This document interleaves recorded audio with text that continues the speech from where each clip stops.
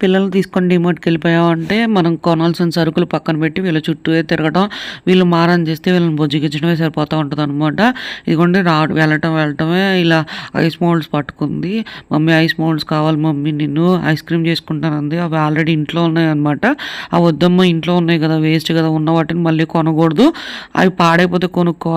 డబ్బులు అలా వేస్ట్ చేసుకోకూడదు" అని చెప్పేసి అన్నాననమాట. తర్వాత వాటర్ బాటిల్ దగ్గరికెళ్ళింది. "మమ్మీ నాకు వాటర్ బాటిల్ కావాలని" అందనమాట. "ఇప్పుడు ఎందుకమ్మా హాలిడేస్ ఇచ్చారు కదా! ఇప్పుడు వాటర్ బాటిల్ తీసుకున్నావంటే ఇంట్లో పాడైపోద్ది. దుమ్ము ధూళి పడిపోయి" అని చెప్పాననమాట. "స్కూల్ ఓపెన్ అయిన తర్వాత కొత్త వాటర్ బాటిల్ కొనిస్తాను" అని అన్నాను.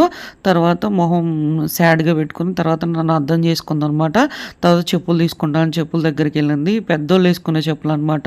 "ఇవి నీ సైజ్ కాదు" అని చెప్పి చిన్న సైజ్ తీసుకున్నాననమాట.